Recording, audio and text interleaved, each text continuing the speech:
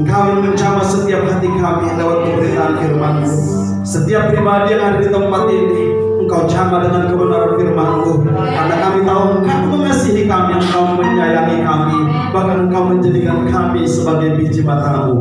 Karena itu Engkau pasti akan berbicara kepada kami dengan cara-Mu dan dengan suara-Mu yang lembut, yang menyegarkan hati kami, bahkan yang mungkin menegur kami dan menasihati kami untuk terus mempercayai-Mu dan hidup dalam rencana-Mu, berkembang ke arah rancangan perkembangan Tuhan, rencana perkembangan atas hidup kami. Jadilah kehendak-Mu, nyatalah kuasa-Mu lewat firman-Mu. Di dalam nama Yesus, Engkau Roh Kudus yang menguasai hati setiap kami dan menguasai setiap ruangan ini, setiap titik sudut dalam ruangan ini, dalam kontrol kuasa-Mu, sehingga firman-Mu tumbuh di tanah yang subur, bertumbuh sehat dan berbuah dalam hidup kami. Di dalam nama Yesus kami berdoa, kami siap mendengarkan firman Tuhan. Haleluya, amin. Minggu lalu kita berbicara bagaimana dalam developing, dalam pengembangan kehidupan kita, untuk hidup kita terus berkembang, maka ada korelasi dari kesabaran kita pun harus berkembang, karena itu saling berkaitan, ya. Korelasi antara apa yang Tuhan inginkan untuk berkembang dalam hidup kita itu selalu terkait dengan kesabaran kita, patience kita. Karena waktu kita tidak sabar, justru itu yang sering membuat apa yang sedang Tuhan kembangkan tidak maksimal dalam hidup kita. Sebagai manusia kita suka terburu-buru, sebagai manusia kita suka langsung melihat hasil, sebagai manusia kita pengen instan, pengen ada rasanya, ada dampaknya langsung kita lihat. Tetapi kadang-kadang pengembangan dari Tuhan itu butuh waktu. Pengembangan dari Tuhan bahkan kadang lebih lama dari yang kita pikirkan. Serapu dunia sudah memakai sesuatu sistem waktu yang berbicara, ya. Contohnya padi 90 hari panen atau 100 hari dengan semuanya, ya. Jahe 6 bulan bisa dimulai dipanen, ya. Jagung 3 bulan dipanen. Apalagi serapu. Cabai berapa bulan? Siapa yang pernah nanam cabai? 4 bulan, 4 bulan, ya, bisa lagi. Serapu dan lain sebagainya, ya. Bahkan dalam pengembangan pengetahuan kita sudah dibuat serapu TK 2 tahun, ya, SD 6 tahun, kalau tinggal sekali 7 tahun, ya. Tapi sudah dibuat SMP 3 tahun serapu, ya, SMA 3 tahun, kuliah normalnya 4 tahun dan lain sebagainya sudah dibuat dengan ukuran waktu. Tetapi pengembangan dari Tuhan kadang tidak memakai sistem waktu seperti ini, saudara. Kadang pengembangan dari Tuhan tidak dengan kalender waktu kita atau tidak dengan sistem waktu kita. Nah, oleh karena itu diperlukan pengembangan kesabaran kita, ya. Diperlukan kita untuk bisa selalu bersabar. Nah, saudara pun sabar dulu karena multimedianya juga muncul-muncul saya lihat, ya. Oke, jadi kita perlu bersabar yang mungkin tidak setara atau tidak sama dengan pola waktu kita, dengan pola waktu Tuhan. Nah, kenapa kita sering menjadi kecewa, sering kehilangan yang terbaik? Karena kesabaran kita tidak berkembang secara atau sesuai dengan apa yang Tuhan inginkan. Tapi hari ini, saudaraku, seperti yang saya katakan, sesudah kita pelajari minggu lalu bagaimana kita bersabar, kapan kita bersabar, ya. Pada saat bagaimana, saudaraku, biarlah kita pun, ya, makin mengerti hari ini dan makin menyelaraskan hidup kita supaya kita bisa bersabar di dalam pengembangan, ya, apa yang Tuhan rancangkan, apa yang Tuhan kembangkan dalam hidup kita. Jadi developing patience, bagaimana kita mengembangkan kesabaran supaya kita selaras atau berjalan sesuai dengan rencana pengembangan Tuhan, ya. Baik, udah bisa Diko? Oh, sebentar lagi. Oke. Nah, kalau saudara ingat sambil multimedia siapkan, ya. Saudara ingat ada 3 bagian yang minggu lalu kita pelajari. Yang pertama adalah kapan harus bersabar. Yang kedua, kenapa harus bersabar. Yang ketiga, Bagaimana harus bersabar, ya. Dua bagian sudah kita bicarakan minggu lalu, ya. Kapan kita harus bersabar? Bukan karena segala sesuatu baik, tapi justru ketika keadaan tidak bisa kita kendalikan. Saudara, kadang orang berkata, gimana aku bisa sabar? Kayak gini keadaannya. Justru disitulah kita harus bersabar. Kalau semua keadaannya baik, saudaraku, ya, orang yang tidak sabar pun itu bisa menghadapinya. Tapi ketika keadaan tidak bisa dikendalikan, justru saudaraku, kita perlu bersabar di sana, ya. Dan kapan kita harus bersabar? Yang kedua adalah ketika orang di sekitar kita belum berubah atau belum seperti yang kita harapkan, saudaraku. Jadi kita bersabar bukan karena orang-orang di sekitar kita adalah orang-orang yang baik menurut kita atau orang-orang yang bisa mengerti kita atau bisa memenuhi apa yang kita harapkan. Tapi justru sebaliknya, ketika orang-orang di sekitar kita belum berubah, justru di situ kita harus bersabar. Sebab apa? Rencana pengembangan Tuhan sering sekali terkait dengan orang-orang di sekitar kita. Dan kapan kita harus bersabar? Juga yang ketiga, saudaraku, ya, kita harus bersabar ketika masalah belum terselesaikan. Bukan ketika kita tidak punya masalah, tapi justru ketika kita mungkin banyak masalah dan masalah itu nggak selesai-selesai. Menurut kita, seperti yang tadi saya katakan, menurut ukuran dunia atau ukuran logika kita, 2 tahun masalah itu sudah selesai, 3 tahun mungkin sudah selesai, tapi kenyataannya bertahun-tahun masalah itu belum selesai. Disitulah saudara harus sabar. Nah, bagian yang kedua, saudara, kenapa kita harus bersabar? Karena, saudaraku, di dalam bersabar, saudaraku, ya, kita akan menemukan jawaban atau pengertian bahwa Tuhan yang memegang kendali atas segala sesuatu. Jadi kenapa kita harus bersabar? Karena Tuhan yang memegang kendali. Karena Tuhan, ya, yang memegang kontrol atas segala hal. Sehingga, saudaraku, kalau kelihatan dia sepertinya lambat, yang pasti dia tidak pernah terlambat. Kalau kelihatannya dia sepertinya slow, saudaraku, menurut kita pengen segera, tapi percayalah, dia yang memegang kendali. Bahkan kalau kita berkata, hati raja-raja itu, ya, seperti batang air di tangan Tuhan. Dia bisa arahkan kemana saja dia mau. Karena itu, saudaraku, kenapa kita harus bersabar? Karena Tuhan yang memegang kendali. Bukan kita, bukan dunia, bahkan bukan presiden, bukan raja-raja. Dia tetap memegang kendali.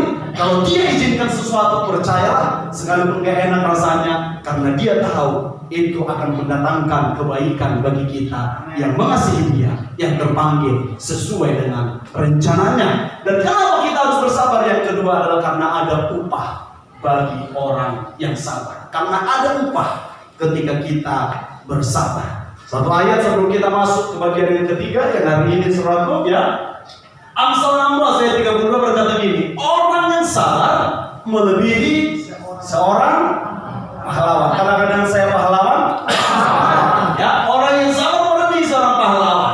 Orang yang menguasai dirinya melebihi orang yang berebut kota. Saudara tahu, pahlawan itu adalah sebuah gelar kehormatan.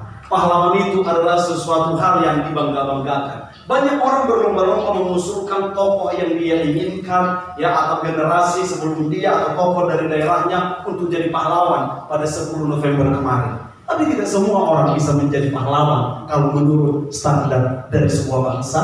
Tapi satu hal yang menarik, firman Tuhan katakan, saudara bisa menjadi seorang pahlawan, bahkan lebih dari seorang pahlawan, ketika saudara mau mengembangkan kesabaran dalam diri saudara. Itu upah, saudara, bagi orang yang sabar. Saya tidak tahu apa pengertian saudara, jodoh kah, karir kah, ya, finance kah yang harus berkembang, bisnis kah, atau apapun itu, sabarlah.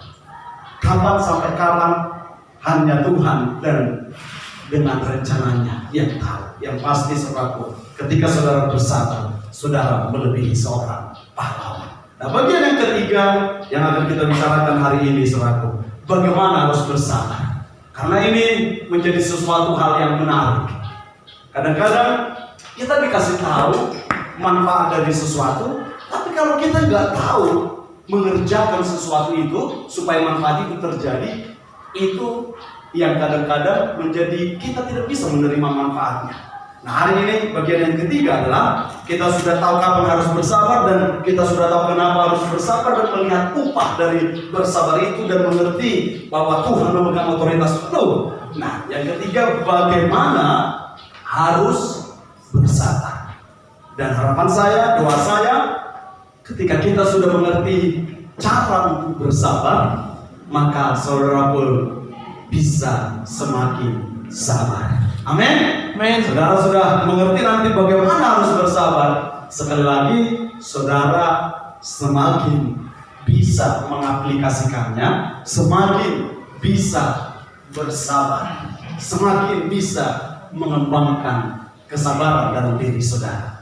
Yang rindu mau mengembangkan kesabarannya, angkat tangan dan katakan amin. Amin. Haleluya. Semua mau bersabar ya. Sabar mendengarkan firman ini nanti ya, mungkin sampai jam 12:30 lah kali ini. Kalau kemarin sampai jam 12. Sabar ya, sabar ya. Tapi kalau cepat nanti saya lihat ya udah makin tangkap saudara dan udah makin mantap ya, mungkin sampai 11:30. Tapi kita lihatlah sampai kapanpun, saya percaya saudara akan sabar. Haleluya. Nah, bagaimana harus bersabar, saudara? Ya, saudara, ini bukan bukan sedang melakukan ritual. Kalau saudara lihat gambar ini sedang apa ini? Sedang makan? Oke, makan. Sebenarnya dia ini sedang meracik makanan. Nah, namanya adalah Tony Yamazaki. Saudaraku, dia seorang koki masakan yang 3 tahun lalu baru meninggal. Tony Yamazaki, ya. Saudara, dia punya sebuah restoran di sebuah kota namanya Lafayette di negara bagian Indiana. Dan masakannya dia enak sekali, saudara. Kenapa saya katakan enak sekali? Karena saya sudah makan, ya. Nasi gorengnya itu nasi goreng paling enak yang pernah saya makan, dan gak akan bisa lagi saya temukan. Karena apa? Cuma dia yang masak. Dan dia sudah meninggal saudara 3 tahun yang lalu. Nah, saudara, satu yang menarik, kalau saudara mau ke restorannya, namanya Kokoro restorannya, saudara harus siap menunggu 3 jam untuk makanan saudara. Dan itu masih menunggu yang biasa-biasa. Kadang sampai 5 jam menunggu. Hampir 1 hari, hampir setengah hari saudara. Dan itu nyata. Dan dia langsung buat itu di pintu itu ketika orang mau masuk. Kalau mau makan di sini harus dengan caraku atau dengan caramu pulang lewat jalan tol. Kata begitu. Kembali ke jalan tol lewat jalan. Kalau tidak dengan jalan itu cara memakan, silakan ambil jalanmu sendiri. Ya. Jadi dibuat bahasa Inggrisnya it's Tony ways or highways. Ya, dia berkata kalau bukan dengan caraku, lewat pulang lewat jalan tol sana, lewat highway. Dan kita harus nunggu saudara. Suatu ketika saya pernah ngajak pendeta makan ke sana. Waktu itu memang saya tinggal di Michigan, jaraknya saudaraku kalau saya nyetir 3,5 jam. Ada seorang pendeta namanya Samuel Irwan, ya, dia lagi berkunjung ke sana dan saya ajak makan ke sana saudara. Dia berkata, wih, ya, dan bukan hanya enak saudaraku, mahal kan saudaraku, ya, bukan hanya enak, mahal saudaraku. Tapi kenapa orang bisa sabar? Ya, menunggu 3 jam sampai 5 jam untuk masak. Saudara, kalau kadang, jadi dia punya pegawai itu untuk cuci piring, untuk nyatat orderan, untuk buat minum, atau untuk meracik makanan yang lain, yaitu sushi dan makanan ringan. Tapi kalau makanan utama harus dia yang masak. Dan nggak tahu apakah dia takut tersaingi atau apa, tapi dia yang masak. Sehingga ketika kadang kita berkata dan dia dengar itu, ya, kan dapurnya itu langsung di depan. Waktu kita berkata, aduh lama kali, ya, orang yang berbicara bahasa Inggris lah, ya. Kalau kita bahasa Indonesia kadang bergerutu dia nggak tahu saudara.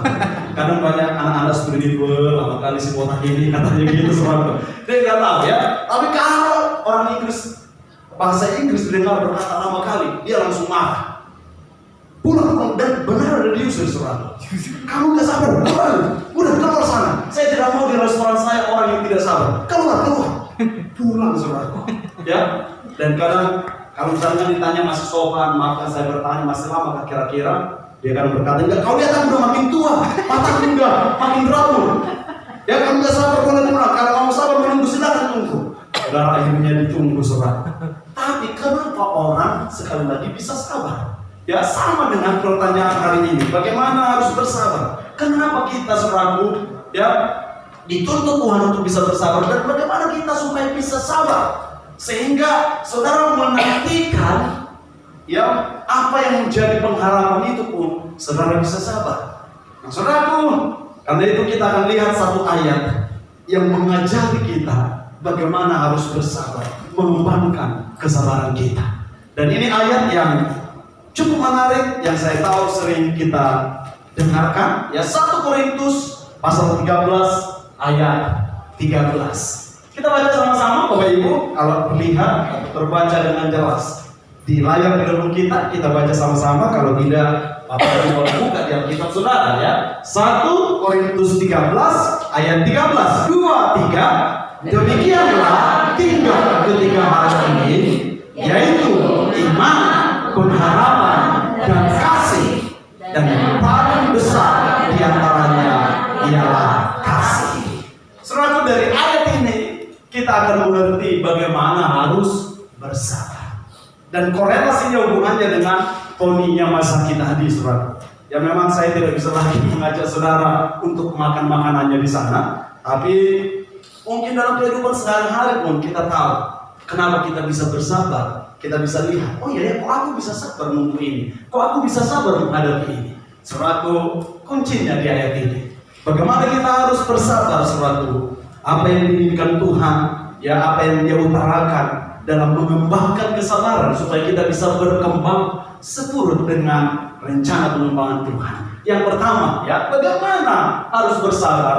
Yang pertama, saudaraku, kita harus bersabar dengan tetap percaya, dengan beriman. Ya, 1 Korintus 13 ayat 13 tadi dikatakan demikian, dan tinggal ketiga hal ini: iman, pengharapan, dan kasih. Nah, bagaimana kita harus bersabar? Yang pertama, kita harus tetap memiliki iman, tetap percaya. Saudaraku, kalau kita kehilangan iman percaya kita, saudaraku, itu yang membuat kita nggak sabar, nggak percaya lagi ya bahwa makanan sedang disiapkan, nggak percaya lagi bahwa karirnya akan naik di sana, nggak percaya lagi ya misalnya sesuatu bahwa bisnisnya ini akan berkembang, nggak percaya lagi.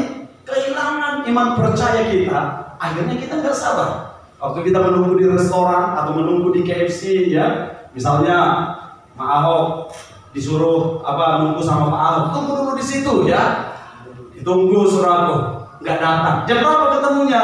Ya, jam 2 misalnya, ditunggu jam 2.15 nggak datang, ditunggu jam 3 belum datang juga, jam 4 belum datang juga, jam 5 belum datang juga. Nggak percaya lagi aku mau datang dia. Akhirnya pulang, ya. Tapi kenyataannya Pak Ahok pasti mendapati janjinya. Haleluya. Dan saudaraku, ketika kita tidak percaya, kita akan berhenti untuk melakukan sesuatu yang masih kita lakukan. Nah, bagaimana harus bersabar? Ya, harus tetap percaya, harus tetap beriman. Saudaraku, makanya Alkitab berkata, jadilah seperti imanmu. Karena sesuatu nggak berkembang dalam hidup kita karena iman kita mungkin udah tumpul, saudaraku. Iman kita udah surut. Karena kita lihat keadaan iman kita menjadi bimbang. Waktu murid-murid Yesus melihat danau yang bergelora, angin yang kencang, badai yang datang, iman mereka saudaraku menjadi goyah. Dan hampir saja mereka kehilangan iman, saudaraku. Tapi mereka lihat ada Yesus di sana. Dan akhirnya mereka bangunkan Yesus. Dan Yesus berkata, sampai kapan lagi aku bersama-sama kamu, hai orang yang kurang percaya, orang yang kurang beriman. Dan akhirnya dia berkata, badai berhentilah, lautan, air tenanglah. Dan pada saat itu menjadi tenang. Sekarang saya tahu iman kita semua tidak sempurna, berproses. Tapi kabar baik dari apa yang diberitakan Tuhan, bagaimana untuk tetap harus memiliki iman dan percaya. Satu hal saudara harus ingat, ada Yesus bersama kita. Kalau saudara merasa iman itu udah makin goncang, saudara biarkan Yesus itu terbangun dan memegang kendali atas hidup saudara. Saudaraku, Yesus menghargai kejujuran kita dan Dia mengerti kelemahan kita. Bagaimana kita harus terus beriman dan percaya. Saudara, memang kalau keraguan datang, saudara, memang kadang-kadang kita nggak sanggup melihat ya apa yang menjadi masalah besar, dan kadang kita ragu. Kadang-kadang iblis membisikkan sesuatu, dunia membisikkan sesuatu, tapi sekali lagi tetaplah percaya. Kalau kita lihat Yohanes Pembaptis pun suatu ketika ragu, dia berkata kepada murid-muridnya, tolong tanyakan kepada Yesus itu, diakah yang sudah kita nanti-nantikan sebagai juru selamat, atau kita harus menantikan yang lain? Saudara, nabi sebesar dia, bayangkan. Oleh karena itu, Tuhan mengerti kebimbangan saudara, tapi jangan sampai iman itu menjadi hilang. Ketika iman itu surut, bangunkan Yesus dalam perahu kehidupanmu, supaya dia menghardik badai yang bergelora, yang kadang memberikan ketakutan dalam hidup kita.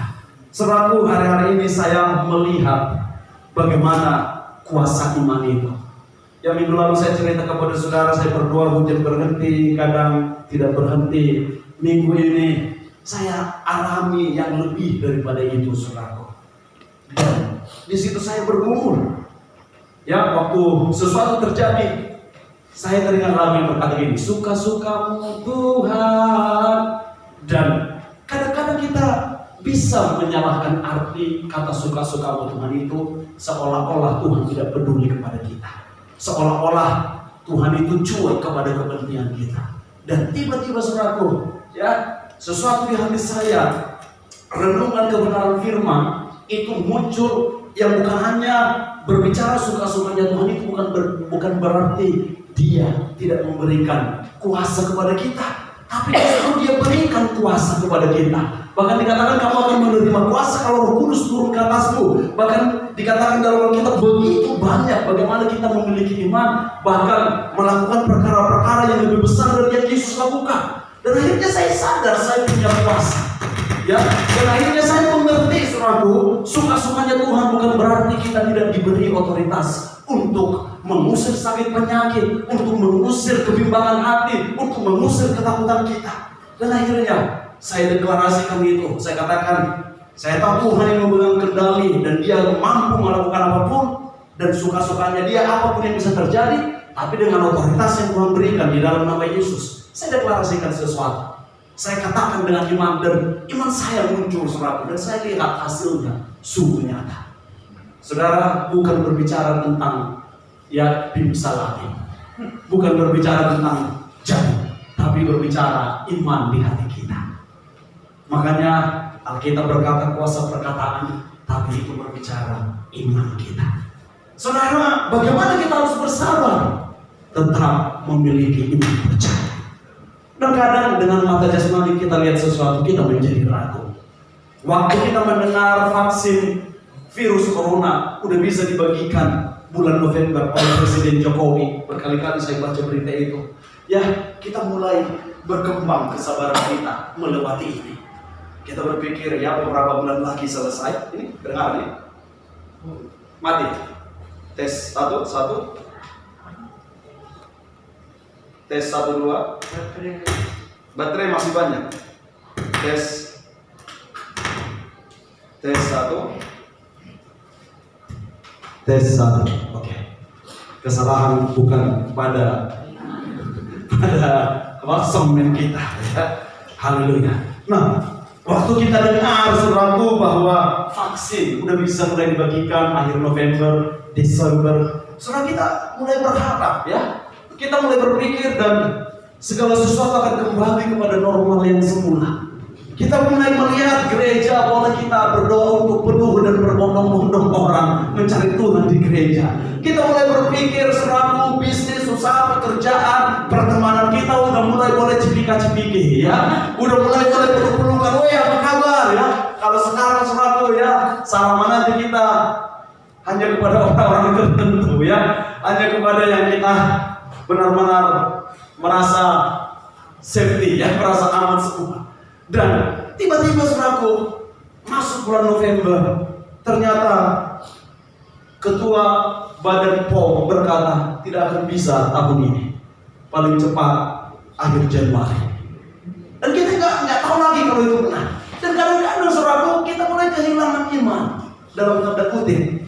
Mau sampai kapan ya corona ini? Mau sampai kapan ya keadaan seperti ini? Saudara, mungkin dalam kenyataan kehidupan saudara mungkin ada yang lebih parah, yang lebih besar masalah yang datang ketika kita membuka mata, membuka telinga kita dan mendengar sesuatu yang mungkin mengkhawatirkan kita. Tetapi bagaimana kita harus bersabar? Kembangkan kesabaran. Ketahuilah bahwa Dia memegang kendali dan memiliki iman percaya. Percaya bahwa Tuhan sanggup melakukan segalanya.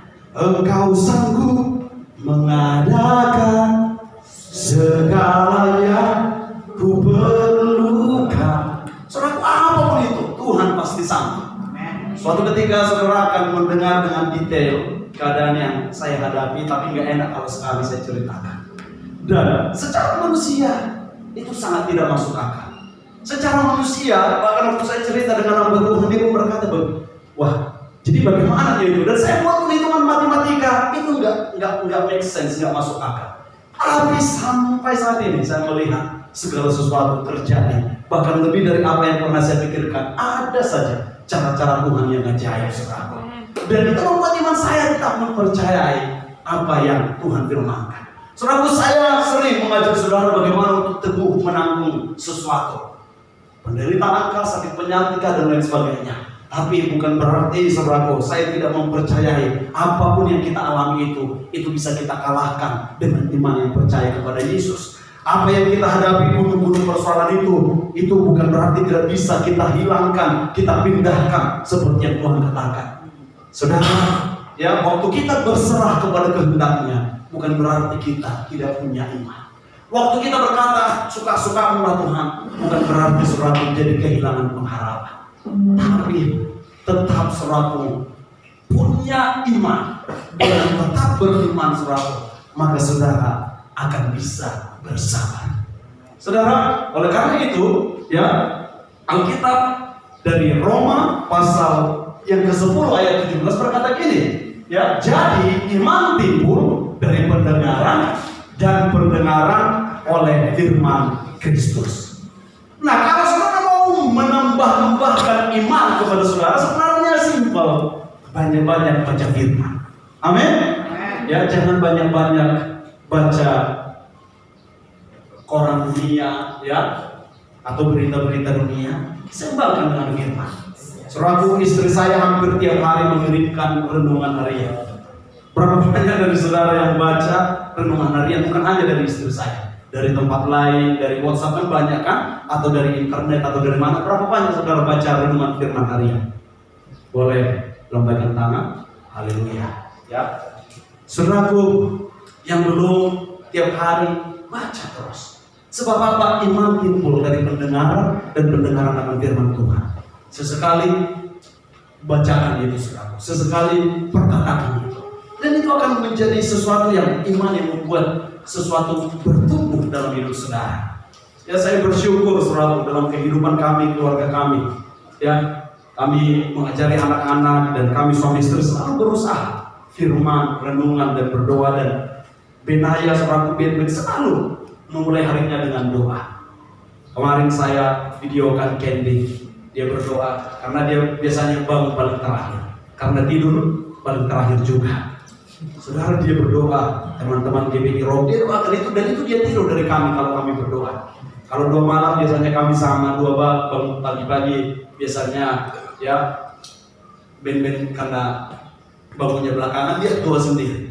Kemarin ya dia udah rutin itu, doakan kami, doakan orang-orang di Europe, teman-temannya, ya, opungnya, amannya, akomnya, semua didoakan itu. Keluarga besar kami didoakan, saudaraku. Ati didoakan juga, nggak lupa dia, ya. Nggak tahu kalau Ati yang lupa sama dia. Saudara, dia doakan itu nggak pernah absen. Keluarga besar kami, GBI Europe, teman-teman itu terus didoakan. Dan jahe kami pun didoakan terus, saudaraku, karena dengar kami berdoa. Kemarin saudaraku dia kembangkan sendiri doanya. Ya, udah terlambat sedikit saya videokan, waduh lebih detail. Dan tiba-tiba dia berdoa juga, teman-teman Ben, ampuni dosa-dosa mereka, Tuhan. Dan karena banyak kawannya agak nakal saudara di kamu, ya, ampuni dosa-dosa mereka, Tuhan. Dan ada videonya saudara, ya, yang itu masih ketangkap videonya. Dan habis itu saya mau ketawa saudaraku, amin, baru dalam nama Yesus, amin. Saudaraku, dari situ saudaraku timbul iman, ya, waktu dia dengar firman, waktu dia dengar firman yang kami perkatakan. Kalau saya nyanyi tadi pagi, saya nyanyi saudaraku, yang lagu yang dari Betel itu apa? Kau tunjukkan kasih setia. Saya nyanyi di ruang tamu sambil kerja. Tiba-tiba ternyata dia udah bangun 8:30. Kau menyediakan yang ku perlu. Saya dengar kencang sekali, saya masuk. Kau setia dengannya saudara. Firman bisa kita dengar lewat baca Alkitab, juga lewat lagu-lagu yang ada. Makanya sering-sering mendengar lagu yang berisi firman Tuhan. Sebab apa? Iman timbul dari pendengaran dan pendengaran akan firman Tuhan. Banyak sekali jawaban bagi hidup kita untuk membuat kita terus bersabar sesuai dengan rencana pengembangan Tuhan. Waktu kita merasa kurang berharga, firman Tuhan berkata, aku menjadikan engkau sebagai biji mataku. Ya, waktu kita merasa gak ada sesuatu dalam kehidupan kita yang berkembang dengan baik, gak ada sesuatu yang berkembang sesuai dengan yang kita mau. Saudaraku, saya langsung ingat ya beberapa minggu lalu, Yesaya pasal 54, sebab engkau kan mengembang ke kanan ke kiri. Saya percaya lagi bahwa hidup saya, hidup setiap orang yang percaya yang berjalan dengan rencananya pasti berkembang. Saudara mungkin bahkan saudara mungkin oleh karena kesalahan terintimidasi oleh iblis. Saudara langsung ingat ya firman Tuhan yang berkata, jika kita mengaku dosa kita, Dia setia dan mengampuni dosa-dosa kita. Kita langsung mengingat firman Tuhan, sejauh timur dari barat, demikian aku menjauhkan pelanggaranmu, melupakan pelanggaranmu, dosa-dosa. Saudara, apapun yang menjadi persoalan dalam hidup kita yang membuat kita mungkin jadi kurang bersabar, kurang percaya, lihat kepada firman, di sana ada jawaban. Waktu kita berpikir dengan keadaan seperti ini, bagaimana masa depan kita nanti? Saudara, kita ingat teman-teman berkata masa depan sungguh ada dan harapanmu tidak akan sia-sia. Kalau saya lihat anak-anak saya, terutama Alinda, kadang berpikir bagaimana masa depan Alinda nanti. Saya selalu ingat rancangan yang ada padaku, kata firman Tuhan mengenai kamu, bukan rancangan kecelakaan, tapi rancangan yang memberikan damai sejahtera masa depan yang penuh pengharapan. Oleh karena itu, ya bangkitkan iman percaya saudara untuk bisa tetap bersabar menghadapi apapun, yaitu dengan banyak-banyak baca firman, ya. Bukan hanya banyak-banyak makan, jangan ada sisa, saudara. Kita juga harus banyak-banyak baca firman. Amin. Ya, banyak-banyak baca firman, jangan ada bolong-bolong. Baca firman boleh bersuara, ya. Kalau itu boleh bersuara, saudara, ya. Bagaimana harus bersabar? Dengan tetap percaya, dengan tetap beriman. Yang kedua, saudara, bagaimana harus bersabar? Dari 1 Korintus 13 ayat 13 tadi, demikianlah ketiga hal ini, yaitu iman, harap, pengharapan, dan kasih. Maka yang kedua, bagaimana kita harus bersabar?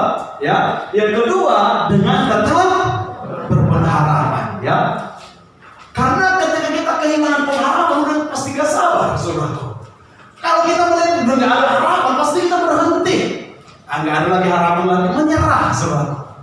Tapi firman Tuhan mengajari kita untuk tidak menyerah. Tak akan menyerah pada apapun juga, ya, sebelum ku coba semua yang ku bisa, tetapi ku berserah kepada kehendaknya. Hatiku percaya Tuhan punya rencana. Saudara, kalau kita kehilangan pengharapan, hidup akan terombang-ambing. Kalau kita kehilangan pengharapan, kita akan teribut dengan tawaran-tawaran dunia. Padahal dunia, iblis, saudaraku, paling suka menawarkan yang sedikit baik sebelum yang terbaik dari Tuhan datang. Karena kita kehilangan pengharapan, ya udahlah, terima aja lah. Karena kita kehilangan pengharapan, ya udahlah. Saudaraku, kita akhirnya tidak sabar menantikan yang terbaik yang Tuhan sedang kerjakan, yang sedang dalam jalan OTW yang terbaik itu. Tapi karena kita kehilangan pengharapan, jadi tidak sabar selalu. Udahlah, ini aja lah ya. Enggak ada rotan akan menjadi. Ya. Saudara, tetap berpengharapan. Apapun yang terjadi, rencana Tuhan bagi kita umatnya masih yang terbaik.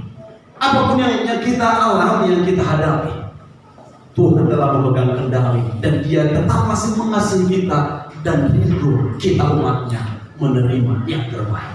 Saudara, pengharapan itu dalam Ibrani pasal 6 ayat 19, kita baca sama-sama ayat ini. Ya, 2, 3. Pengharapan itu adalah salib yang kuat dan aman bagi jiwa kita yang telah dilabuhkan sampai ke belakang terakhir. Saudara, pengharapan itu adalah salib yang kuat dan aman bagi jiwa. Saudara, kapal yang besar, waktu dia sedang berhenti sandar atau bahkan di tengah lautan, dia tidak akan terombang-ambing, dia tidak akan dibawa oleh ombak lautan karena ada salib, karena ada jangkar yang menahannya. Saudara, gelombang kehidupan itu pasti akan terjadi mencoba mengombang-ambingkan kita. Tetapi kalau saudara punya pengharapan dalam Tuhan, maka saudara akan tetap teguh di dalam Dia. Bahkan ya, itu saudara akan merasa aman, jiwa saudara akan merasa tenang. Jangan kehilangan pengharapan. Saudara ingat seorang hamba Tuhan yang berkata, ya, mungkin keadaan helpless, tapi jangan pernah hopeless. Ya, helpless itu artinya nggak ada lagi pertolongan. Ya, saudara tahu yang mengatakan ini Jose Carroll. Suatu ketika salah seorang penerjemah mereka yang juga khotbah di JPCC, pendeta JPCC, saudara bercerita kepada saya, ya, pastor kami juga mengalami hal yang gak enak. Anaknya saudara tiba-tiba kena sebuah penyakit yang kayak dalam tanda kutip kayak nggak ngerti apa-apa. Padahal pas remaja, dia tiba-tiba kena sakit mata yang bola matanya itu kayak keluar, dan dia harus terlentang terus supaya dia bisa melihat bola matanya nggak keluar, dia bisa merasa bola matanya nggak keluar. Dan di situ dia mencoba mengerti dan mencoba mencari tahu apa yang terjadi, dan tidak ada yang bisa tahu. Dokter-dokter pun berkata nggak tahu ini kenapa. Dan dia merasa helpless, dia merasa pertolongan tidak ada. Tapi dia langsung ingat kepada Tuhan, pengharapannya muncul. Ya, mungkin keadaan kita helpless, tapi jangan sampai hopeless. Saudaraku, orang yang udah kehilangan pengharapan itu, saudaraku, kasihan sekali kehidupannya. Ya sudahlah, apapun yang terjadi, dan bahkan itu yang membuat orang bunuh diri karena hopeless. Saudara, kegagalan boleh terjadi. Sesuatu yang baik dalam hidup kita bisa terambil. Ya, kejadian yang kemarin saudara tahu, yang kecelakaan, ya, 3 orang satu keluarga tiba-tiba meninggal, saudara. Dan nggak bisa terbayangkan rasanya, nggak bisa terbayangkan, saudara. Tapi selalu ada harapan di dalam Tuhan. Sebab kehidupan yang kita hidupi ini, pengharapan kita bukan hanya melihat kepada apa yang di dunia, tapi jauh lebih besar dari itu, yaitu kekekalan. Saudaraku, apapun yang terjadi dalam hidup saudara, tetaplah berpengharapan. Bisa jadi bahkan kita ditinggalkan orang-orang yang kita kasihi, yang support kita dan lain sebagainya, apapun itu. Bahkan seperti Raja Daud, dia berkata, sekalipun ayahku dan ibuku melupakan aku, engkau tidak pernah meninggalkan aku. Dia masih tetap punya pengharapan. Apapun yang terjadi, saudaraku, jangan kehilangan pengharapan. Kadang-kadang kalau kita lihat dalam dunia ini dengan pola pikir kita, begitu gampang kita kehilangan pengharapan. Dan kita melihat apa yang terjadi di dunia, seperti yang saya katakan, kejadian-kejadian kenapa hal buruk terjadi bagi orang yang baik, kenapa hal buruk terjadi kepada pengikut Kristus, kenapa hal buruk terjadi kepada orang yang melayani Tuhan, dan di mana Tuhan pada masa-masa itu. Saudara, barusan dalam minggu ini saya sharing dengan seorang yang saya tahu orangnya sangat pintar, dan dia mengambil sekolah filsafat, dan dia pun bergumul dalam tanda kutip antara melihat Tuhan itu masih ada atau tidak. Saya pun berkata, kalau saya memakai logika saya, ada 2 pilihan. Saya bisa memilih untuk ateis, dan saya punya dalih, saya punya alasan untuk tidak mempercayai Tuhan, apalagi dikatakan dia baik. Serius, saudaraku, saya punya, dan bisa saya jabarkan itu semua. Tapi saya katakan, tapi Pak, saya juga punya alasan dalih yang lebih banyak lagi untuk mempercayai bahwa Tuhan itu ada dan Dia baik, sekalipun keadaan yang tidak baik terjadi. Dan saya pilih akhirnya untuk mempercayai bahwa Tuhan itu ada, karena saya melihat, saudaraku, itu lebih memberi ketenangan dan pengharapan dalam hidup saya.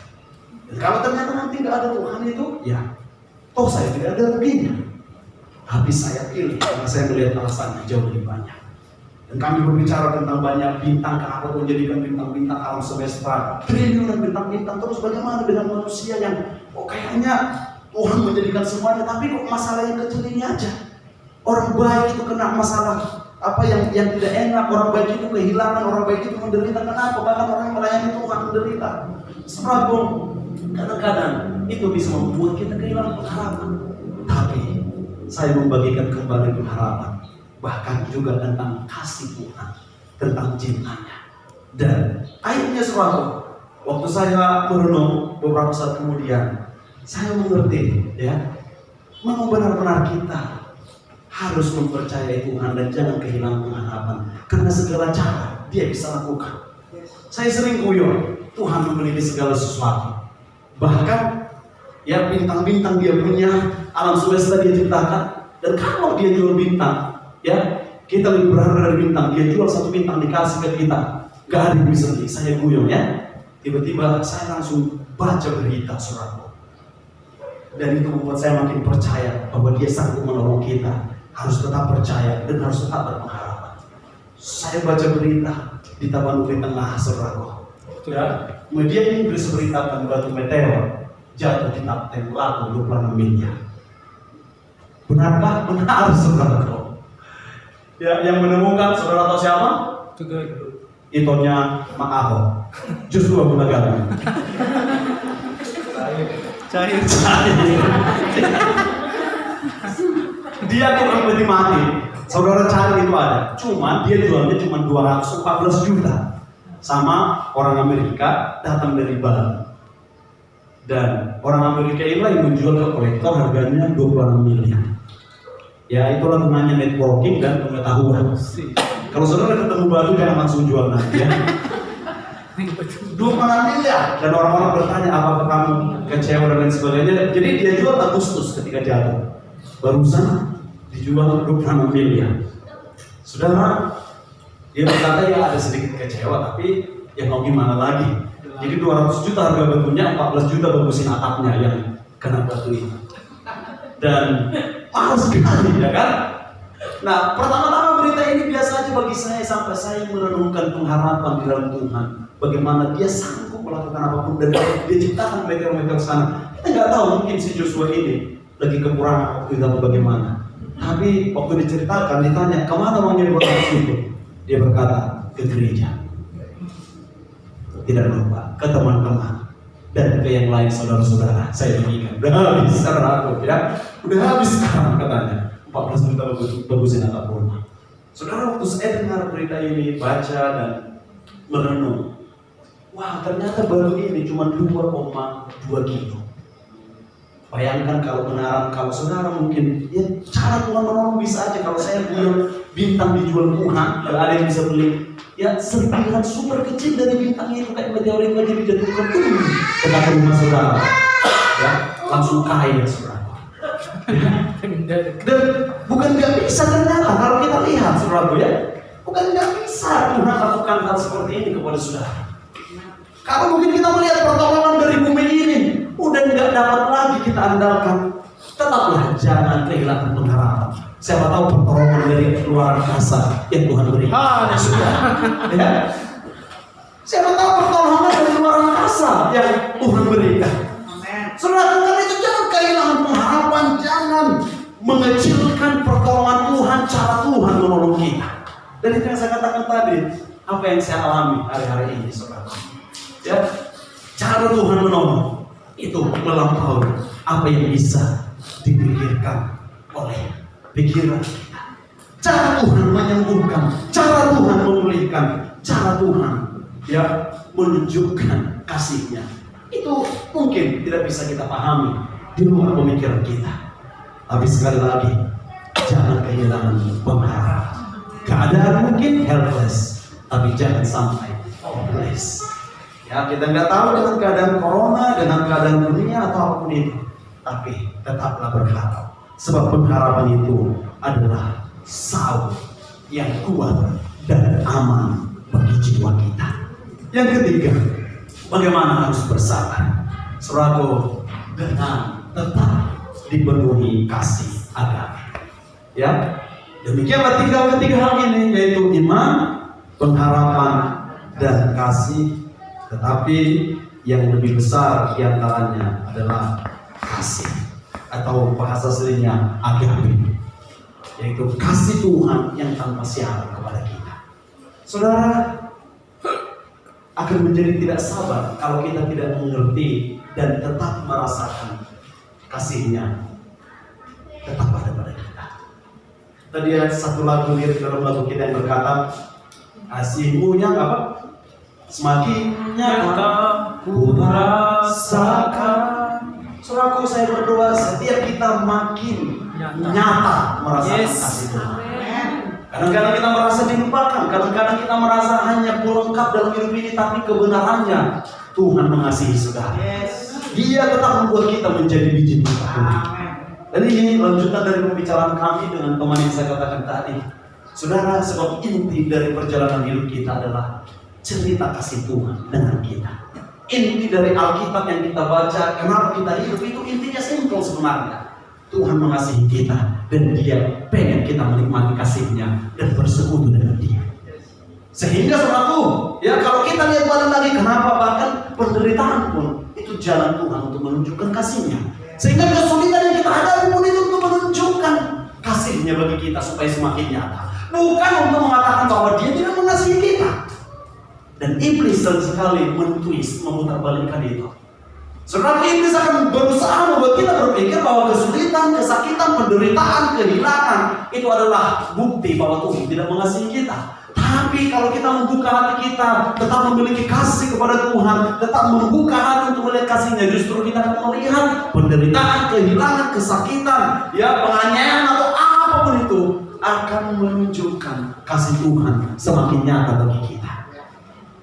Itulah intinya saudaraku, kalau kita baca kehidupan kita, kalau kita lihat dalam Alkitab, intinya adalah Tuhan sedang berkata gini, aku adalah kasih, God is love. Dan karena aku kasih, aku menciptakan engkau segambar dan serupa denganku. Dan aku menciptakan engkau untuk aku kasihi.